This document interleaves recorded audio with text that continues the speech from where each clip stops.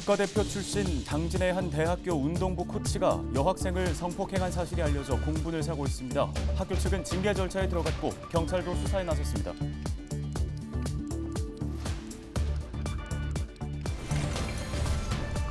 최근 충남에 내린 집중호우로 공공과 사유시설에서 1,100여 건, 366억 원의 피해가 발생한 것으로 집계됐습니다. 특별 재난지역으로 선포된 청양과 부여는 피해 복구에 국비 지원 등이 대폭 확대됩니다.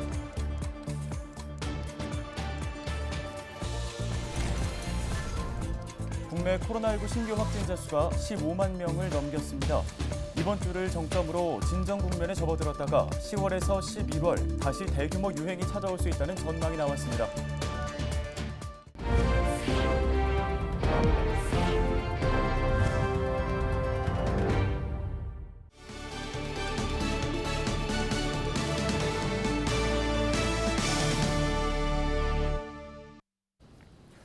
시청자 여러분 안녕하십니까? 헬로티비 뉴스입니다. 네, 첫 소식입니다. 당진의 한 대학교 운동부에서 성폭행 사건이 발생했습니다. 국가대표 출신 대학 코치가 잠이 든 여학생을 성폭행한 사실이 알려지면서 공분을 사고 있습니다. 정호석 기자가 취재했습니다. 지난 14일 한 인터넷 사이트 자유 게시판에 미성년자인 동생이 성폭행을 당했다는 글이 올라왔습니다. 하루 전 운동부 학생들과 코치가 경주로 여행을 갔는데 저녁 시간 피해 학생이 잠든 사이 코치가 방에 들어와 성폭행을 했다는 겁니다. 사건이 알려지자 한 시민단체에선 학교에 책임을 요구하는 성명서를 내기도 했습니다. 성폭행을 한 코치가 학교의 공식 채용이 아닌 학과 자체로 임시계약한 것으로 밝혀지면서 검증되지 않은 사람에게 학생들을 맡긴 학교가 무책임하다는 겁니다. 학교에 다니고 있는 학생의 그런 피해자에 대한 보호 조치를 당연히 빠르게 해야 되고 재발이 일어나지 않도록 책임 있는 자세로 이 문제를 해결하기 위해서 적극적으로 대응을 해야 된다고 생각합니다. 학교 측은 코치가 성폭행한 사실을 시인했다고 밝혔습니다. 이에 따라 학과 측은 코치의 직무를 정지하고 문화체육부 산하 스포츠윤리센터에 직접 신고했다고 대학은 덧붙였습니다. 대학 본부는 이와 별도로 자체 조사위원회를 꾸려 현재 조사 중이며 결과가 나오는 대로 학과와 코치에 대한 징계 조치를 취할 예정이라고 밝혔습니다. 대학은 또 학생과 교직원을 대상으로 재발 방지를 위한 교육을 실시할 계획입니다. 학교 자체 징계를 저희가 학과라든지 코치에게도 내릴 계획이 있습니다. 또한 피해 학생의 2차 가해를 방지하기 위해서 자체조사위원회 여성조사위원회를 구성하였으며 피해 학생이 원할 경우 심리치료 등 적극적으로 지원할 수 있도록 계획을 가지고 있습니다. 경찰도 사건을 수사 중이라며 결과가 나오는 대로 사법 처리할 방침이라고 밝혔습니다. 헬로티비 뉴스 정호석입니다. 이달 중순 충남 중부지방을 중심으로 내린 집중호우로 공공과 사유시설에서 1,145건에 366억 원의 상당의 피해가 발생한 것으로 집계됐습니다. 지역별로는 부여 193억 원, 청양 121억 원 등 두 곳에 피해가 집중됐는데요. 특별 재난지역으로 선포된 부여와 청양은 피해 복구에 국비 지원 등이 대폭 확대됩니다. 응급복구는 공공시설 85%, 사유시설 95%가 조치 완료됐습니다. 복구 작업에는 15,000여 명이 투입됐으며 중장비 1,900여 대가 동원됐습니다. 농작물 침수 등 피해 규모는 벼 665헥타르, 채소 322헥타르 등입니다. 이재민은 111명 발생해 현재 37명이 임시 주거시설에서 생활하고 있습니다. 김태흠 충남도지사는 피해 복구에 행정력을 집중하고 앞으로 예기치 못한 재난에 대비할 수 있도록 종합적인 복구 계획도 수립하겠다고 밝혔습니다.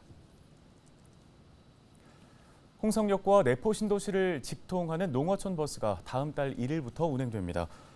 이번 신규 노선에는 25인승 중형버스 2대가 투입돼 지난해 12월 개통된 내포 도시첨단산업단지 진입도로 등 총 13km를 달리게 됩니다. 홍성군은 이번 노선 신설이 원도심과 내포 신도시의 단일 생활권 구축과 역세권 개발 활성화에 도움이 될 것으로 기대하고 있습니다. 청양 고추 구기자 축제 기간 거래될 고추 가격이 결정됐습니다. 청양군은 축제가 열리는 오는 26일부터 사흘 동안 600g당 일반 고추 16,500원, 꼭지 제거 고추 18,000원, 명품추는 22,000원에 판매한다고 밝혔습니다. 고춧가루는 1kg에 39,000원입니다. 군은 철저한 사전조사를 통해 생산자에 대한 제값 보장과 소비자의 합리적 구매가 가능하도록 가격을 결정했다고 설명했는데요.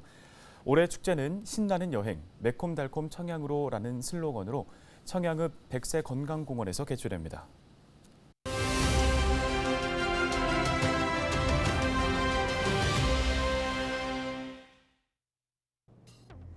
최근 한 달여 동안의 코로나19 신규 확진자 발생 추이입니다. 코로나19의 재유행을 그대로 보여주고 있죠. 23일 0시 기준 전국 확진자도 15만 명을 넘었습니다. 반가운 소식은 이번 주를 정점으로 코로나19가 진정 국면에 접어들 것이라는 전망입니다. 지난 22일 국가 감염병 위기 대응 자문위 설명회에서 나온 얘기인데요. 하지만 이대로 끝나지는 않을 것 같습니다. 가을에서 초겨울, 그러니까 10월에서 11월 정도에 다시 대규모 유행이 찾아올 수 있다고 전문가들은 말하고 있는데요. 기존에 감염됐던 사람들, 그리고 백신을 맞았던 사람들 모두 면역이 일시에 떨어지는 시기라는 겁니다. 초기 코로나19처럼 중증 환자가 많지 않다고 해도 여전히 사망자도 나오고 있고 이후에 또 어떤 변수가 발생할지 모릅니다. 보건 의료 체계를 강화한다든지 응급실 시스템을 점검해 지금보다 더 단단한 대응 체계를 갖춰야 할 것 같습니다. 지금까지 데일리 브리핑이었습니다.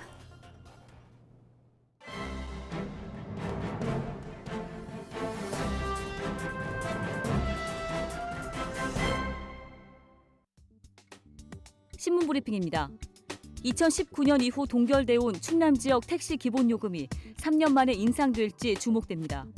충남 개인 택시 운송사업조합은 23일 택시 기본요금 인상 요청을 목적으로 충남도 교통정책과장, 대중교통팀장 등을 면담하는데요. 요금 인상과 관련해서 올해 조합과 도가 만나는 건 이번이 처음입니다. 면담에서 조합은 충남 지역 택시 기본요금을 현행 3,300원에서 4,200원으로 900원 인상할 것을 요청할 계획입니다. 기본요금 인상 외에도 택시 공공앱 사업 추진, 무료버스 교통복지사업 택시 참여, 카드 결제 수수료 및 통신비 전액 지원, 해외 택시업계 방문 연수 지원 등도 건의할 예정입니다. 조합의 요구대로 올해 기본요금이 인상될 경우 2019년 6월 이후 약 3년 만에 오르게 되는 건데요. 지역 택시업자들이 기본요금 인상을 주장하는 이유는 코로나19 사태와 유류비 상승 등 최근 택시업계에 겹친 악재 때문입니다. 감염병 확산으로 외부 활동이 줄어들고 배달업이 성행하면서 택시 대신에 배달을 택하는 기사가 늘어났다는 겁니다. 또 올 초에 촉발한 러시아의 우크라이나 침공 등의 여파로 상승한 유류비도 택시기사의 수입을 갉아먹은 대표적인 악재입니다.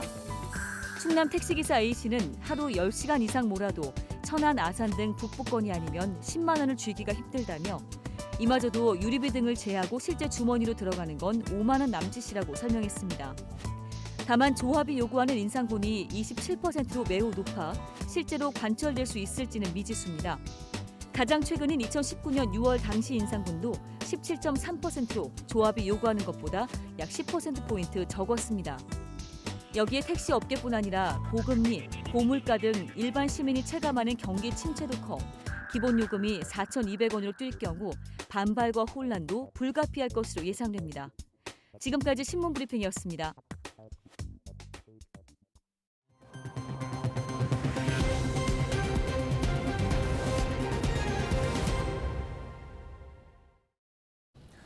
다음 소식입니다. 수확철을 맞아도 판로가 과제인 농가가 적지 않죠.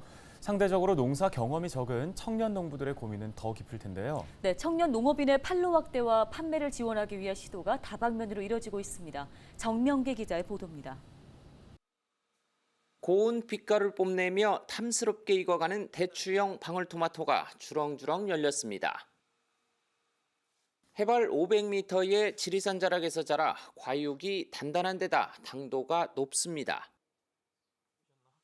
그렇지만 올해로 30이 된 청년 농부는 판로 확보가 늘 숙제입니다. 과육이 더 단단하고요. 과즙도 많이 나오고 그리고 달콤함도 더 많고 그런 면에서 월등히 좋다고 저는 생각을 합니다. 그래서 이거를 조금 더 소비자들한테 가격을 조금 더 저렴하게 다이렉트로 갈 수 있을까.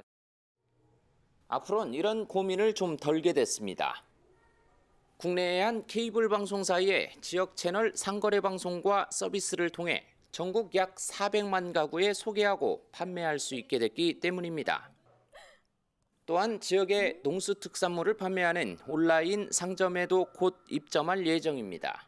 가격은 도움이 줘서 저희가 이제 지역 채널에서 커머스 사업을 할 수 있는 기회를 주게 되고요.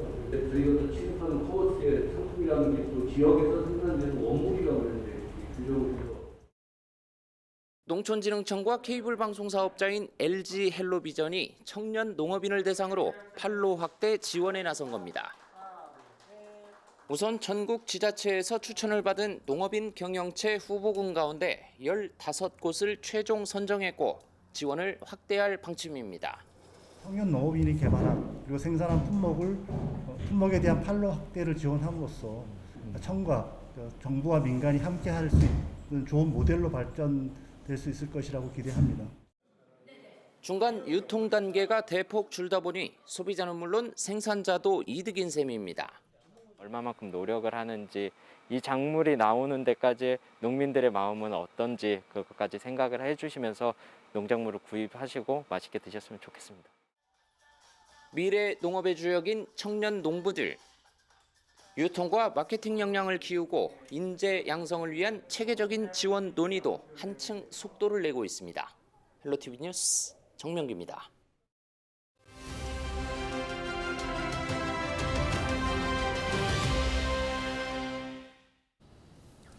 충남교육청이 전국 최초로 AI 기반 맞춤형 학습 지원 교육 데이터 분석 시스템 구축에 나섭니다. 이를 위해 지난 19일 관련 기업과 지역 대학과 함께 업무 협약을 체결했는데요. 네, 충남교육청 미래인재과의 최종원 장학사를 전화 연결해서 관련 내용 자세히 살펴보겠습니다. 장학사님 안녕하십니까? 안녕하세요. 충남교육청 장학사 최종원입니다. 예, 먼저 교육 데이터 분석 시스템 구축을 위한 업무 협약, 이 내용부터 좀 자세히 전해주실까요? 네, 충남교육청은 지난 19일 네이버를 포함해 4곳의 기업과 지역 대학인 순천향대학교, 선문대학교와 함께 충남형 미래교육 통합 플랫폼인 마주온 내 교육 데이터를 분석하고 활용하는 시스템 구축에 관한 업무 협약을 체결했습니다. 이번 협약은 전국 최초로 시도되는 민관학 중심의 인공지능 기반 학생 맞춤형 학습 지원을 위한 것으로 향후 교육청과 협약기관들은 마주온 내 교육 데이터 분석과 활용 지원 방안을 마련할 계획입니다. 또한 전국 최초로 시도되는 인공지능 기반의 서술형 평가 시스템 구축과 활용 등을 공동으로 추진해 나가기로 했습니다. 네, 구체적으로 진행되는 사업들은 어떤 게 있습니까? 네, 구체적인 사업 내용은 마주온 내 교육 데이터를 제공하고 교육 데이터 수집 시스템을 중심으로 교육 데이터의 공유, 분석, 활용을 지원합니다.